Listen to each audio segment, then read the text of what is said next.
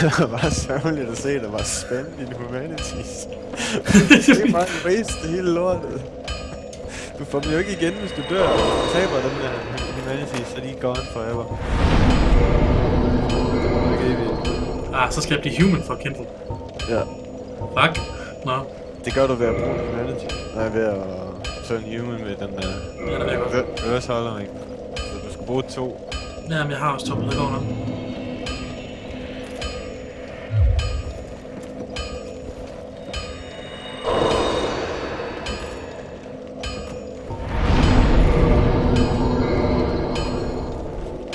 Men forbliver flammen så Kindle, eller hvad? Ja. Okay, nice. Hele tiden? Så er det bare ind på hvad for et bonfire jeg sidder ved, hvor jeg får 10. Ja. Men du siger halvbart, den er bedre? Ja, det er op til en selv. Det er altså... damage-wise, så er det vist...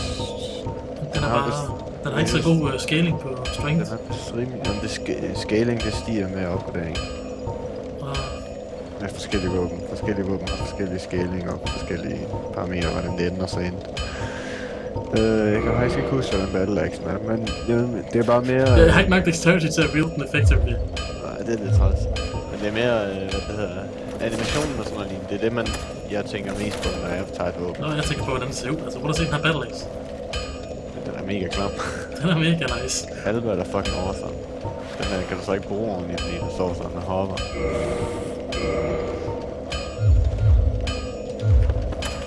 Det er ikke fordi den er dårlig, den der. Det er ikke det, jeg siger. Bare, jeg elsker at bruge Halvard. Jeg elsker den. Jeg tænkte jo lige, han er X-guy. Der har den mega lang range, og... Ja. Og hvis jeg skal bruge noget long range, så vil jeg nok bruge et spyd. Det vil jeg ikke. Halvard har en langt bedre stats end spyd. Det har været de fedeste støvler på ever, fordi man render bare til med støvler på. Ja, så... By the way, den armor der, du så på, jeg på at trykke rundt, eller dodge, eller hvad den er.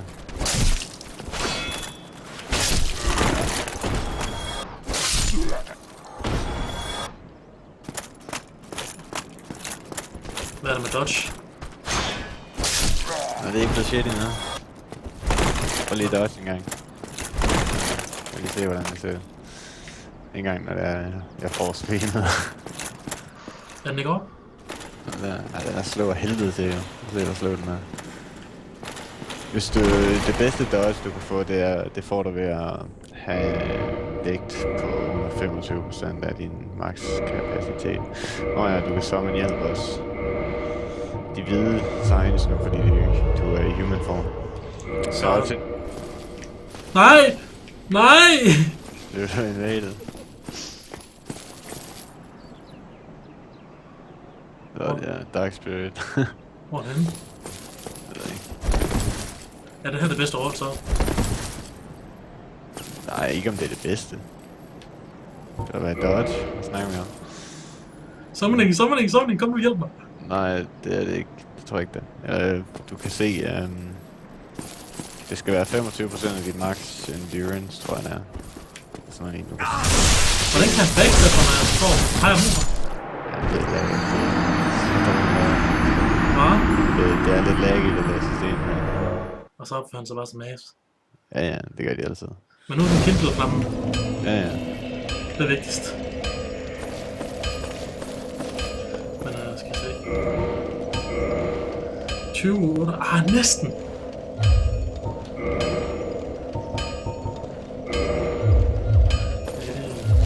Prøv at tage det med af, så du kan se, det er også bedre. Og man kan bare skifte med over. Jeg har noget andet. Der var mindre. Men det er ikke sikkert, det er det værd for dig, jo. Altså, jeg kan se, at du bare render rundt og face-tænker en masse damage.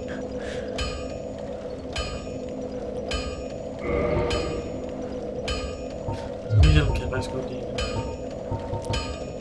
Det var fucking heavy, den der borger her. Nej, jeg tog balder hjælp på. Ja. By the way, hvis du har et Balder Shield, ikke, så er det langt bedre end det lort, du har.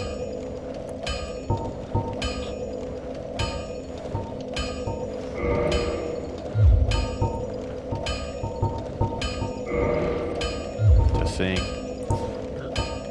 Balder Shield, det er vist det skjold, der har den højeste... Jeg har Night Shield. Det er bare tungt så fedt ud, altså. Ja, Balder Shield er også ret tungt. Hollow Solar Shield er også ret godt.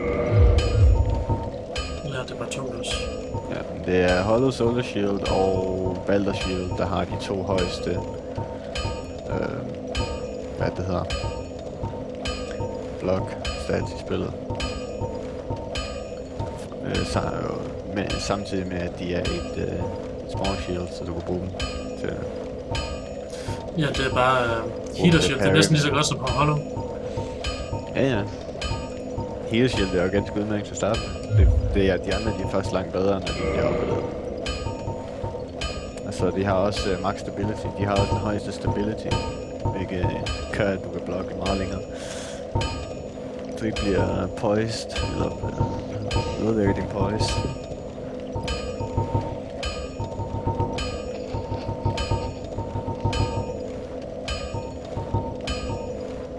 Aha. Nu ved jeg, hvad jeg skal bedøve. Bare tage fuldt op, fuldt breaker, der kan jeg gøre det. Jeg tror, det er nok det der. Ja. Det skulle være bare.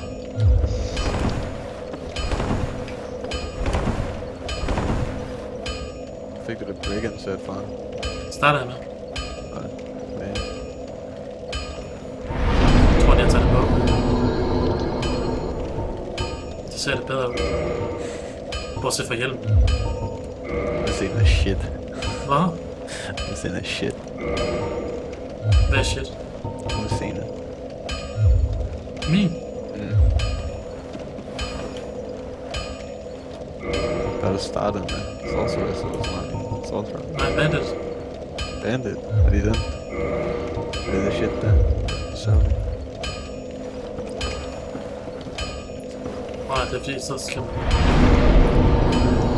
Det er...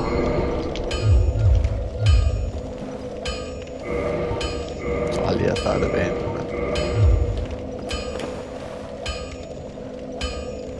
Sådan her. Bortset fra det andet skjold, man starter med. Nu er jeg bare fucking grim. Det er en far. Hvad? Det er en far. Hvad level er du? Eller sådan, hvad har du levelet op? Prøv at se. Lidt endurance, lidt strength og noget vitality. Hvordan har du tænkt dig at spille? Det er ikke sådan, det er ikke tanky guy. Det, Okay. det er delvist, jeg vil gerne kunne bare have en masse... Jeg vil gerne kunne lave fejl. Ja, men alligevel. Så skal du... Hvad er det? Endurance, du skal gå op i, og så... Og strength Stadigvæk, det er sådan det her.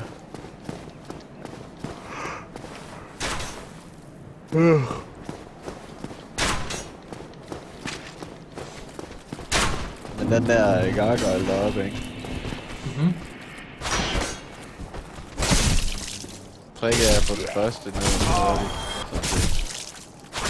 Fuck, han spasser.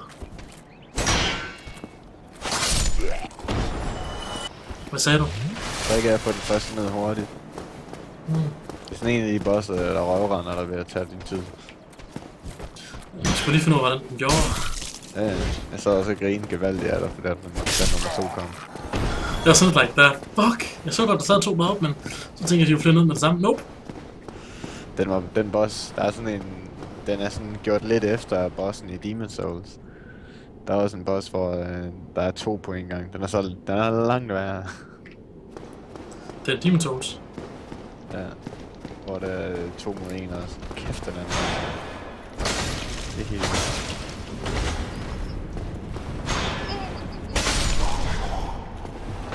Fuck you, Dolphin. Der mistede alle mit soul på grund af min vælderen der. Ja, og Så. de vandet det. Ja. Lige meget. Ja, nu har jeg kæmpet den. Nej, det var ikke min, du skulle dodge. Lækker. Hvad? Jeg kan godt se, at det larmer lidt meget. Jeg skal nok skrue lidt ned for spillet, tror jeg.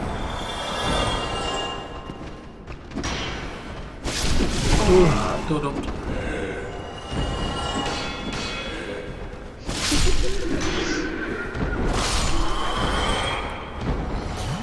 Jeg skruer lidt ned på spillet.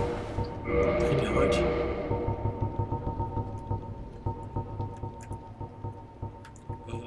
Sådan der. By the way, Erik. Ja. Inden du går derop, så er der et område, du ikke har undersøgt endnu der. Hvorhen? Inde i kirken. Hvis du går til venstre der, hvor du er nu. Og så går videre, og så er det til venstre i stedet for at gå lige her. Ikke ud over, vel?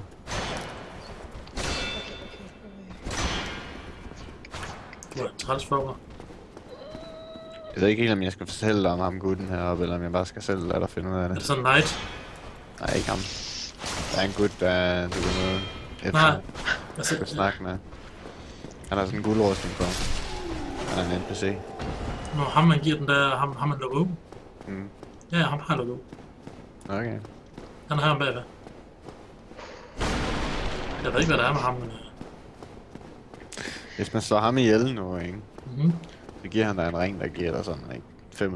25% ekstra HP og 25% ekstra endurance og sådan noget bullshit. Han har så skrevet den. Ja, men det, jeg siger ikke, du behøver at gøre det. Den går også i stykker, hvis du tager den af igen, så det er sådan en, men det er en one-time use. Men den er rimelig god til first time. Men han er fucking umulig at slå ihjel for den first time. Eller han er ikke umulig, men han er bare rimelig hardcore. Han er Ja, ja. bare et asshole, han er. Altså, mange NPC'er, de er sådan rimelig assholes. Ja, First time, for first timers. Jeg kom til at... Fordi første gang spillede, der brugte jeg keyboard mouse, så kom jeg til at slå på ham, der den første man møder, når man lige er kommet ud. Nå ja, han Fordi jeg ville snakke med ham. Han Han gav mig ret meget pæk. men ham er han er langt værre. Ja, den... Han bruger sådan dual blade, ikke? Mhm. Den ene af dem, hvis du angriber, altså, den kan du ikke beskytte mod, selv med dit skjold. Lige meget hvad. Ja. Det er de der unblockable angreb, jeg har læst om. Nej, ikke unblockable som sådan, det er bare fordi, det er våben, der er lavet til at den bypasser skjoldet. Det er sådan en curved blade ting, der går fucking nedad. Okay. Going for it.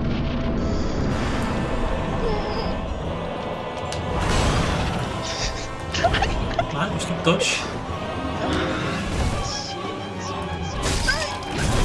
Ah, det er ikke fair. Okay.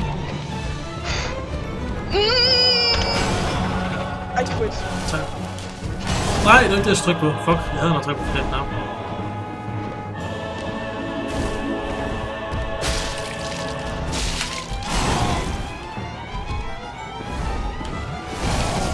Keep that shield up, man. Hvad? Keep that shield up. Jeg vil også, fandt du ikke noget pine resin? Jo, men det brugte jeg før. Fordi jeg blev invadet af en gut, som så hackede bagefter. Jeg brugte det på den her økse der, så 20 handel. Bare gå op og smække ham. Nej. Laver 300 damage. Ja, det ved jeg godt. Men det var fordi, at... Første gang så brugte jeg for at finde ud af, hvad det gjorde, og hvor godt det var. Det var mod sådan en stor knight, der stod i sådan en gang. Den døde du vel se som en bitch. Ja, første gang jeg mødte ham. Du har nakket ham eller hvad? Ham den store knight, man mødte den gang i Undead Burg. Ja, Ja. okay. Fik du noget? Eller bare en stykke Titanite? Fordi han kan jo droppe både hans skjold og hans sværd. Nej, jeg fik kun, hvad hedder det? Black Knight. Titan Knight Chunk. Ja, den tør. Den ser ret god. Han kan både droppe Black Knight Shield og en Black Knight Sword. Hvad gør den her Black Separation Crystal egentlig? Jeg kan ikke lige huske, jeg ved ikke lige. Hvad står der? This black crystal long as some farewell banish undead crystals and phantoms back to their homes and send you back to yours. Ja, du banisher dem, du har samlet ind i din. Altså, Nå, okay, du kan ikke smide invaders ud. Nej, det skal bare fjerne den fra din hop-ting. Du skal ikke bruge den til noget her. Den er her ikke. Altså, din inventory. Du har den, når du trykker nedad med din direction og keys. Nej, der er kun Darkseid. Du havde den også før. Men Darkseid, hvad fanden skal du bruge den til? Det ved jeg ikke. Nej, få den væk. Så bruger du den bare lige pludselig, så står du der. Eller Allians baser. Ja. Nej. Så er der bruge det. Jeg har et fireball. Jeg havde sådan en transient curse, jeg fandt. Da jeg skulle hen og vise nogle af de der spøgelser, og vise, hvor man angreb den, så brugte jeg den anden. De spøgelser, de tog ikke ret meget skade, så jeg sådan like, nope. Spøgelserne er fucked. Ja. Og se, hvorfor har du ikke Firekeeper Soul? Hvorfor har du ikke brugt den endnu? Skal man, er det permanent? Ja. Okay. Du skal bare gøre det med hende tøsen der i byen, eller i Firelink Shrine. Nej, i Firelink Shrine, der er en, du kan snakke med. Du skal give den til. Så går der bare derhen. Der er ikke nogen tøs i Firelink Shrine, der er der kun de to der... Ah, der er en tøs. Nå, så må Ja, jeg... det kan godt være, hun ikke er der mere. Nu ved jeg. For dig vel at se, hvis det er. Hvis hun ikke er der mere, så skal jeg nok forklare dig hvorfor. Så det er lidt specielt.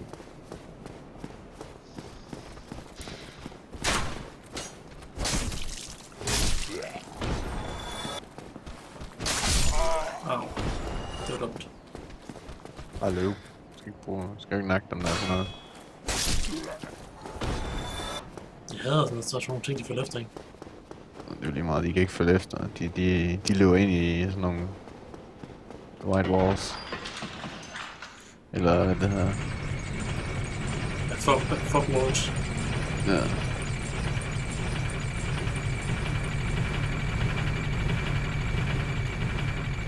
Kan vi ikke bare bruge her?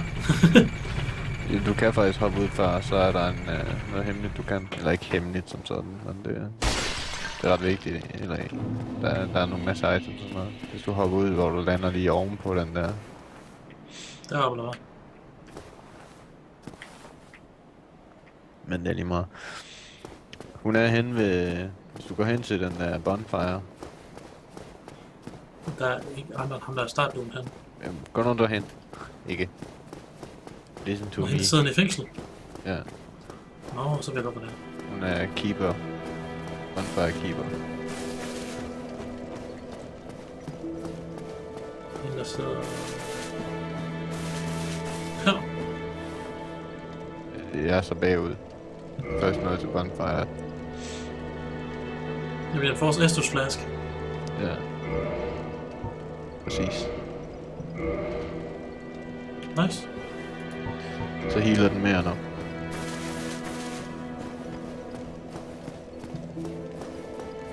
Det var da rart. Hvor er Lortryk? Er han der ikke? Han plejer at stå lige der. Eller sidde lige der. Ved hende. Hvem? Lortryk. Det er ham, du befriede op i den med den guldrustning der. Det kan egentlig godt være. Jeg kigger lige.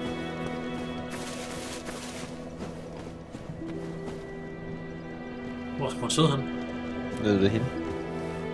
Inde i buret? Nej. Udenfor. Sådan lidt ved kanten. Men han er der ikke, kan jeg se. Nope.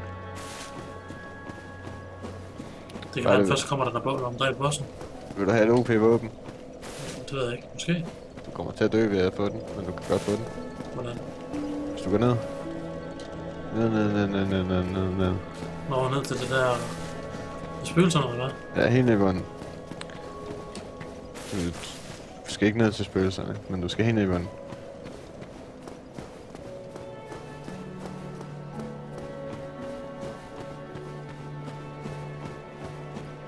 Jeg mener, den er en... ja. Det kan godt være, at du egentlig ikke kan bruge det. Skal jeg sådan her igennem, eller hvad? Ja, jeg ved ikke, hvor langt du er, jo. Så du skal bare helt ned i bunden. Ned ad den der elevator. Ja.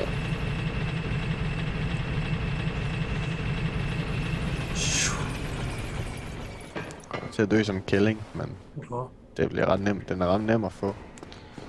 Det var bare bagefter altid. Får du at se. Skal jeg bare løbe igennem det der shit, eller hvad? Nej. Det er faktisk ikke noget, du skal sådan rigtig løbe igennem. Nede, så skal du hen til højre, der er der et andet sted, hvor du sådan kan gå op igen. Kom op igen.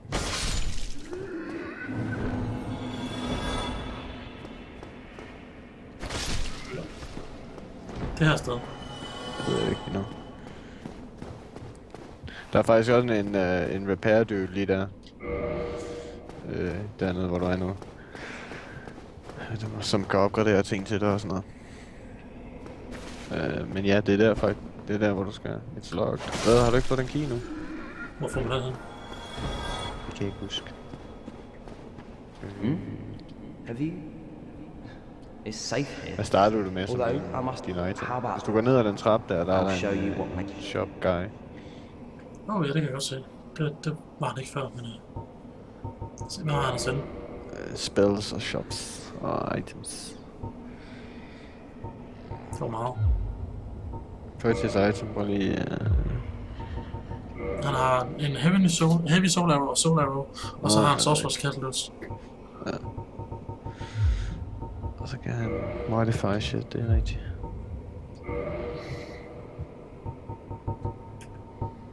Hvorfor kan du ikke åbne den? Det forstår jeg ikke lige. Come back soon. Skal man bruge master key? Master key kan man vist godt bruge, ja. Men Jeg skal lige ned og pisse hurtigt. ikke nødvendigt. Det er den cola. Det er det.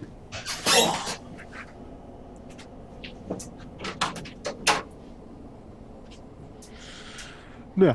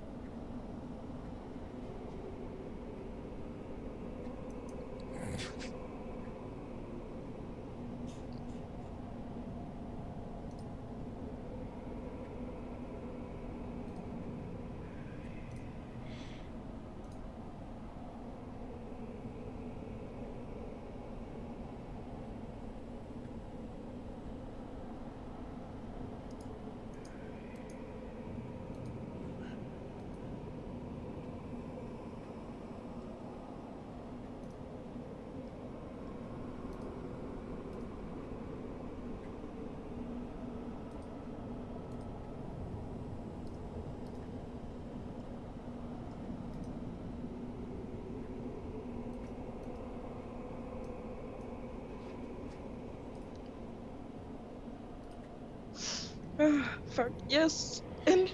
Goddammit! Mand. Men no. Ja, det er bare fordi, jeg er dårlig. Det tog mig lige sådan like med 5 gange, og så besejrer jeg den her fucking boss her. Hvad fanden er det? Den allerførste! Taurus? Det ved jeg ikke. Tutorial, tror jeg. Hvad? Er du blevet stok på den nu? Nej, jeg har lige besejret ham igen. Det er da godt. Ikke engang Taurus. Hvad er det? Du skulle høre det før, om man lige startede lige her for lidt siden. Hvis man dræber den første gang, man møder den, så får man dens våben. Ja. Men første gang hun mødte den, ikke? Så det man hører, det var... Erik, hjælp mig. Jeg lå bare i ring her. Hjælp mig, Erik. Nej, det var første gang, jeg så den. Der kunne jeg ikke finde ud af, hvordan jeg kom ud igen. Det er det, jeg snakker om. Der er en anden måde at få et godt våben på, men det er ved sådan en stor, tung led. Du skal vist have sådan 24 strings eller sådan noget inden det, men det er pisse strong. 24 strings, siger du? Ja. Der er jeg snart. Jamen ja, I'm just saying. Hvis du vil have det. Du er nok også, men... Man dør hele tiden, altså. Ja, men altså, jeg er saying. Der er masser af items, hvis du løber op der, og så... Ja, forbi den her store fugl, ikke? Ikke nødvendigvis fuglen. Men du skal hen til Graveyard. Der er med alle de der skeletterne der. Ja, det her. Der er en masse items rundt omkring, du kan finde. Dem kan jeg godt nok nu, at jeg får for min her. Ja. Problemet er bare, at de kommer til liv igen. Hele tiden. Ja. Hver gang man går forbi dem. Nej, bare i løbet af tid. Noget tid, og så ikke hver gang de går forbi dem. Du nakker dem, så kommer de til liv igen 10 sekunder efter. Så det bliver ved med at komme, så man skal bare løbe rundt, eller hvad? Du skal bare løbe rundt her, item, løbe videre, så du kan nå det. Der er et sted, hvor du kan finde et sværd, der hedder en flamberge. Den er ret strong. Den har også fucking OP move. Den bare ødelægger poise. Du skal ikke prøve at nakke den. Du skal bare videre. Jeg løber. Ja. Det lægger bare helt på streamen.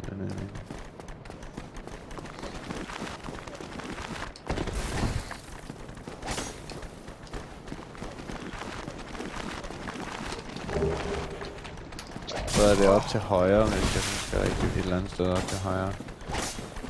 Hvor der er en... Hjælp! Hjælp! Men der er sådan en ekstra stor skelet, der står lige sådan mand. Det er jo... Ja, den har jeg mødt. Men der var en der var spyd og sådan en tværhandler. Ja, en tvejhandler, det er den der. Jeg fik dem. Nice. Tvejhandler, fucking strong. Hvad hedder spydet? Det Winged? Ja, nu er det Winged spear. Det er vist også okay, men stadigvæk det er et spyd. Du skal ikke bruge et spyd til noget. Hvis du venter, så kan du få et lightning spear. 24 strength, og jeg skal have en med dexterity og 2 med strength. Ja. Men det er strong af helvede til. Og ikke bare på damage, men mere på dens moveset til OP. Fordi når du angriber med det, så jorder du bare modstanderen. Altså, det har næsten lige så meget damage som min skide plus 3 økse. Jamen, det er den måde, den slår på, det er det, der gør den god. Dens attack animation. Og så plus det, at den rent faktisk... den jorder dem så meget. Det er ikke bare sådan rent damage-wise, rent fysisk. Den jorder dem så meget, at de bliver slået ned i jorden. Så man mister alt deres poise. Så står de der stunned. Den der Alluring Skull virkelig på gargoyles. Gem dem. Til dem. Just saying. Til når der skal ned i catacombs. Okay, det lyder ikke godt. Cause der er helt mørkt. Der er noget sted, hvor jeg nemt kan få en souls. Der er så mørkt, hvor du ikke kan se noget som helst andet end fucking øjne for fjenderne. Og de... Det er bare... de lyser op, eller hvad? Ja. Der er også en lanterne, du skal rundt med dernede. I din overfand eller sådan noget. Ellers skal du ikke se noget som helst. Så der skal du rende rundt med uden skjold det meste af tiden. Det var fuck. Hvad har du til stream for nu, Erik? 1,5. Prøv at sætte ned på 2. Okay. Det lægger bare en del. Så det er Hva? ikke sådan. Det lægger bare en del. Jeg kan næsten ikke se forskel på 1,5 og 1. Så jeg tror ikke, der vil være en større forskel på 2.